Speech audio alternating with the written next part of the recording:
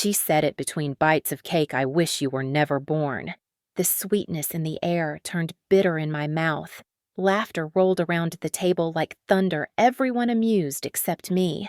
I stared at her, the mother who taught me to say thank you before every meal, now wishing I didn't exist. I set my fork down slow enough for her to notice. My pulse hammered, but my face stayed calm. The smile I gave her wasn't forgiveness, it was a warning. And when I finally spoke, just one line, even the ticking clock forgot how to move. My name is Catherine. I'm 32, a high school English teacher in Kansas City. On paper, my life is quiet, grading essays, packing leftovers for lunch, feeding the neighbor's cat when she's away. But in my family, quiet never meant peace. It meant invisible. I grew up in a house where love was a spotlight, and it never once turned my way. My mother's world revolved around my sisters, Jessica, the oldest, a born star who could do no wrong, and Amanda, the youngest, a creative spirit who needed extra care. I was the one in the middle, steady, predictable, too easy to overlook. When I was 10, I won a district essay contest. Mom looked up from polishing Jessica's debate trophy long enough to say, "That's nice, honey," then asked Amanda if she wanted ice cream. At 12, I taught myself piano. Dad called it a sweet hobby before turning back to watch Jessica practice her graduation speech. My small victories were footnotes in their bigger story. Every family photo proved it. Jessica in front, Amanda leaning on Mom and me, smiling just enough to fill the space beside Dad. If you looked closely, you could almost see the outline of someone fading. I told myself it didn't matter. I told myself being the reliable one was enough. Birthdays, holidays, graduations. I was there early, cleaning dishes before the party ended, refilling glasses before anyone asked. I believed effort could earn affection. I was wrong. Our dinners were always loud, Mom's lasagna bubbling in the oven, Dad talking about the neighbors, Jessica discussing her clients, Amanda explaining her new project.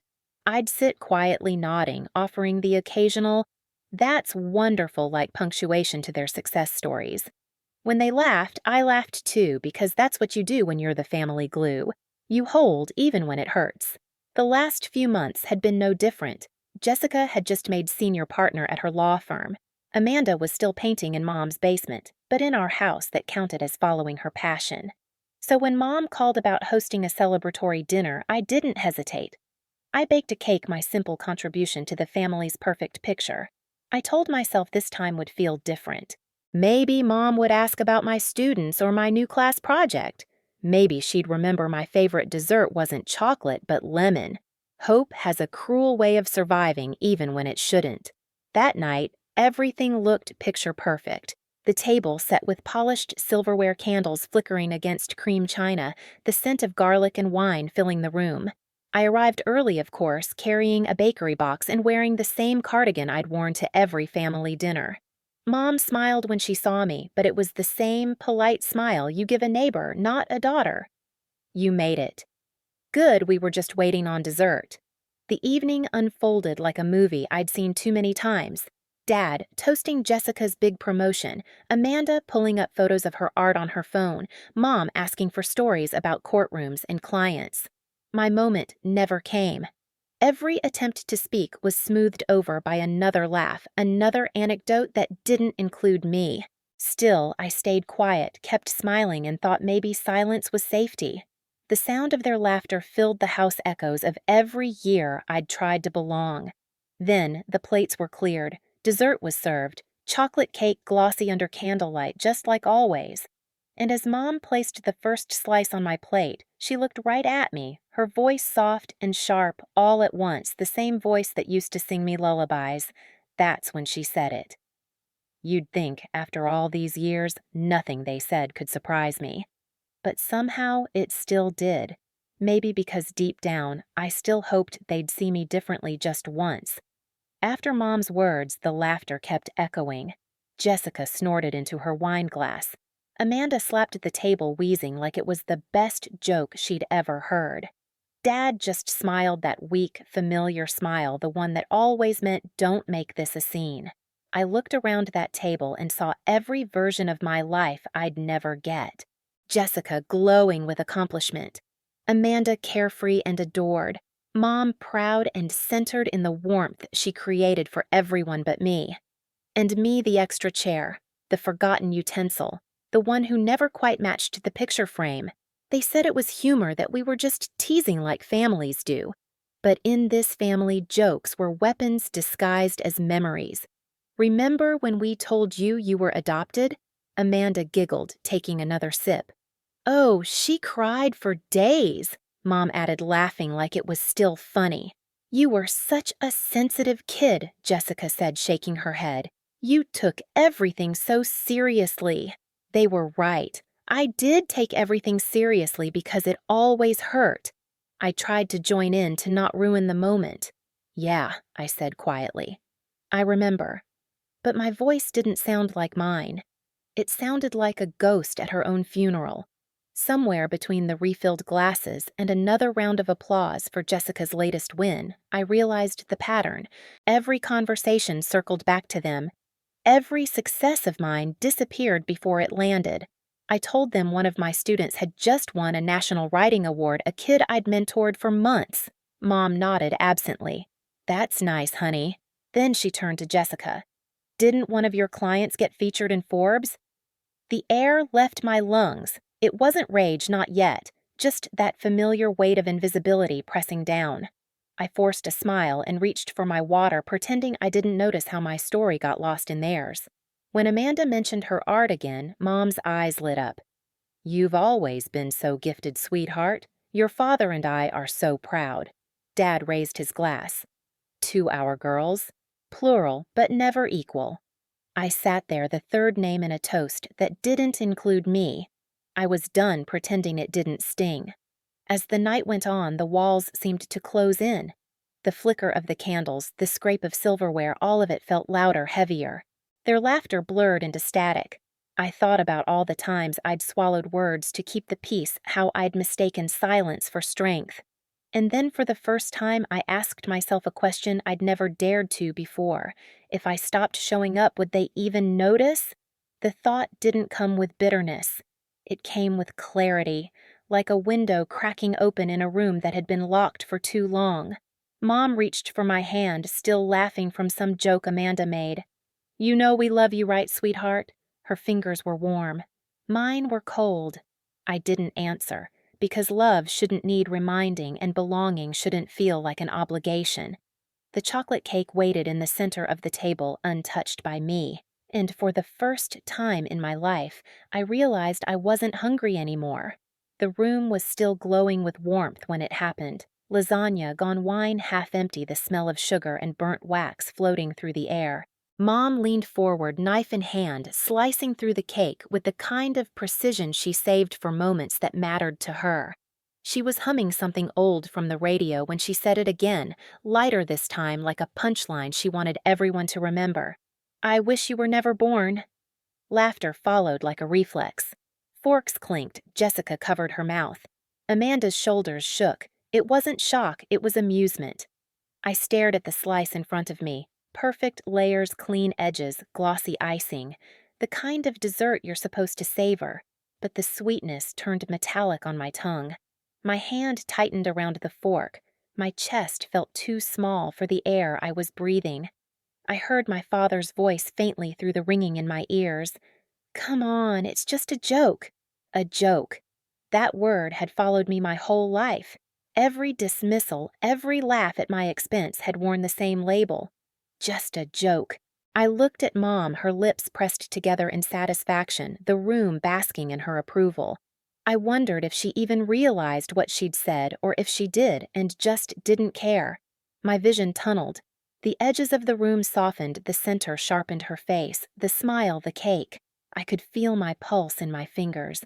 The air buzzed around me like an electrical hum. Then something inside me stopped resisting. I placed my fork down. Slowly, deliberately. The small metallic tap sounded louder than laughter. It was the kind of sound that ends conversations. For a heartbeat, no one noticed. Then Amanda looked up, smirking. Oh, come on, Kath, don't tell me you're offended. You know Mom doesn't mean it. Jessica chimed in. Yeah, you're so sensitive sometimes. Dad chuckled weakly. My heart was racing, but my voice didn't shake. You're right, I said quietly. She doesn't mean it. I smiled, calm, controlled. That smile scared them more than shouting ever could.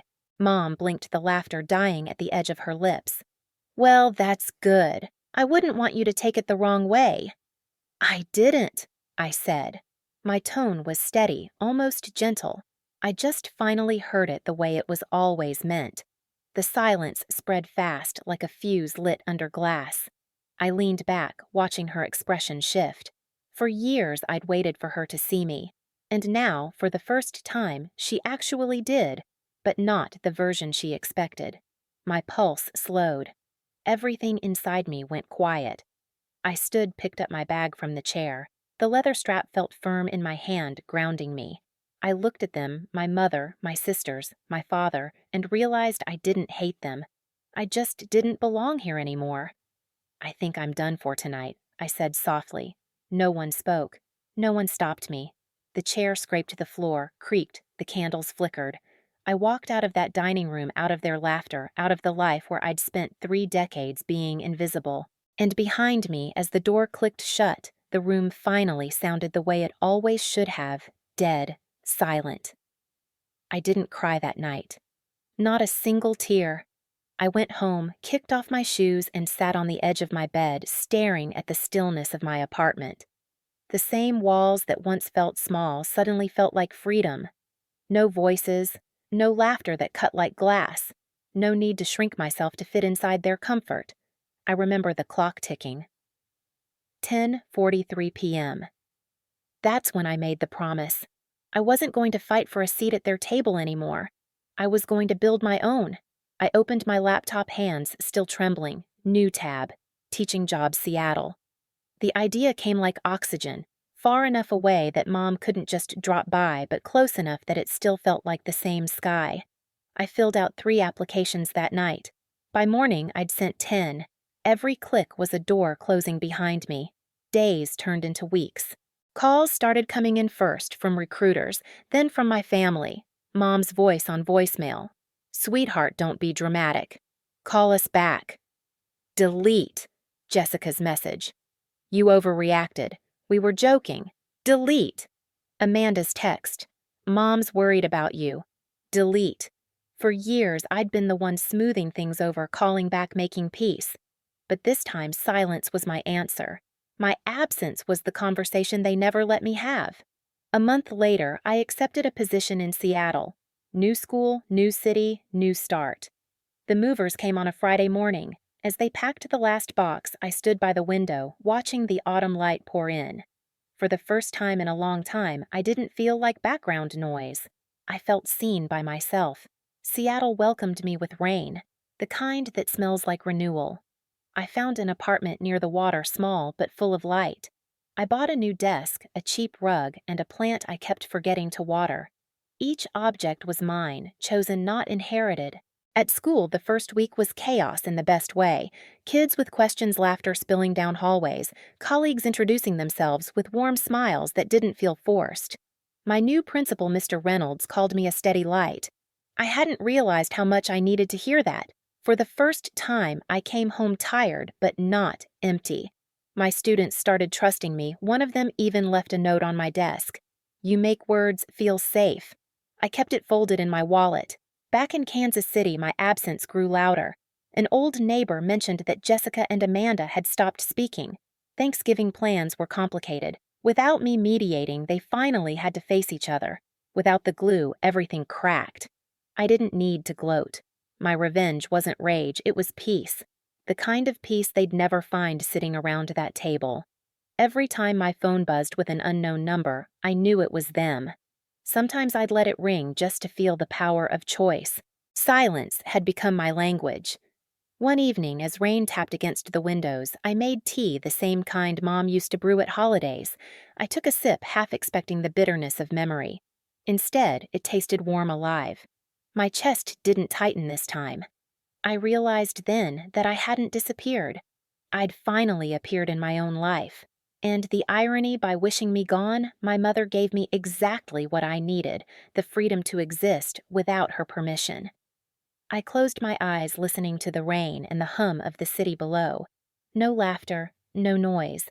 just peace and the quiet satisfaction of knowing that my silence had become their undoing. Years passed soft and steady like the rhythm of rain on my Seattle window. Sometimes I'd catch myself wondering if they still sat around that table, the same one where I disappeared. I imagined Mom slicing into another perfect cake, but no one laughing quite the same way. Silence has a way of haunting a room once it learns your name. They reached out less over time. First came the letters Mom's handwriting trembling across the page. We didn't mean it that way. Then the photos stopped arriving at Christmas. By the third year, the calls slowed to nothing but static. And yet, I wasn't angry anymore. I'd stopped keeping score the day I learned peace doesn't need an audience. My life had grown quietly full. The students I taught made me laugh. My coworkers became friends who saw me not what I could fix for them. And then there was David, a man I met in a bookstore on a rainy Tuesday. He didn't ask about my family. He asked about my favorite author. We talked for hours, and somewhere between coffee refills and paperbacks, I realized I was happy. When we married, it was a small ceremony at a park overlooking the water. No family drama, no pretense, just music, laughter, and a soft wind carrying away everything I used to chase. A few years later, when our daughter was born, I named her Hope. She'll never have to earn her place at any table. She'll know she belongs because I'll tell her over and over until she never doubts it. Sometimes, when the house is quiet and she's asleep, I think about that night. Mom's voice, the laughter, the silence that followed. That silence used to feel like a punishment. Now it feels like peace. The night my mother wished I'd never been born was the night I finally started living. If you've ever had to walk away to find peace, you already know silence isn't the absence of love. It's what happens when you finally love yourself enough to stop begging for noise. When people ask if I ever made peace with my family, I tell them this peace isn't something you wait for, it's something you build. I never went back to that dining room, but sometimes I still dream of it, the clink of silverware, the smell of garlic bread, the sound of my own heartbeat trying to stay quiet. In those dreams, I don't see their faces anymore, just the empty chairs, and the silence that fills the room long after I've walked away. Seattle became home, my classroom, my refuge, my daughter, my proof that love can begin in the ruins of what came before. Every time she runs into my arms laughing, I think about that night, the one that was supposed to erase me, and I realize it didn't. It rewrote me, because sometimes the cruelest wish becomes the greatest gift. Mom wished I was never born, and in a way, she got her wish. The version of me they once knew, the one who begged to be seen, no longer exists. But the woman who replaced her. She was born that night over dessert. So, if you've ever been told you don't belong, that you're too much or not enough, listen to me. You can leave the table. You can build your own. And when you do, you'll find that silence doesn't mean loss. It means you finally have the space to hear your own voice. If this story found you tonight, drop your city in the comments and tell me, have you ever had to walk away from someone you love just to love yourself? Your story might be the one someone else needs to hear. And if you believe that peace can be its own kind of revenge, subscribe for more stories like this one.